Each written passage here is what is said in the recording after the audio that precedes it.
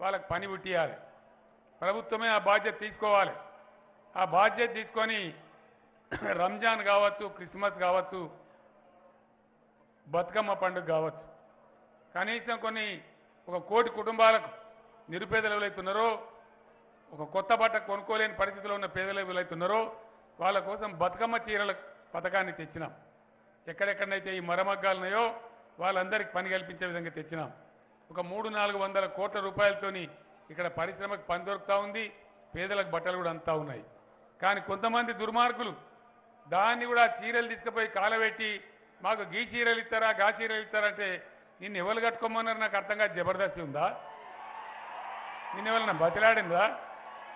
ఆ చీరలు కేవలం చీరల కోసమే కాదు, ఇక్కడ ఉరిపెట్టుకొని చచ్చిపోయి అప్పుల పాలైన చేనేత కార్మిక బిడ్డల కన్నీళ్లు తుడిచేటువంటి ఒక గొప్ప మానవతా దృక్పథంతో చేపట్టిన పథకం అది. ఇక్కడున్న ఎమ్మెల్యే శ్రీకారం చుడితే దాన్ని క్యాబినెట్ ఒప్పుకొని, గవర్నమెంట్ ఒప్పుకొని వాళ్ళని ఎట్టన్నా కాపాడుకోవాలని చేసినాం. ఇవేవి లేకుండా సోయి తప్పి ఇట్లా దుర్మార్గాలు చేసే వాళ్ళు కూడా ఉంటారు.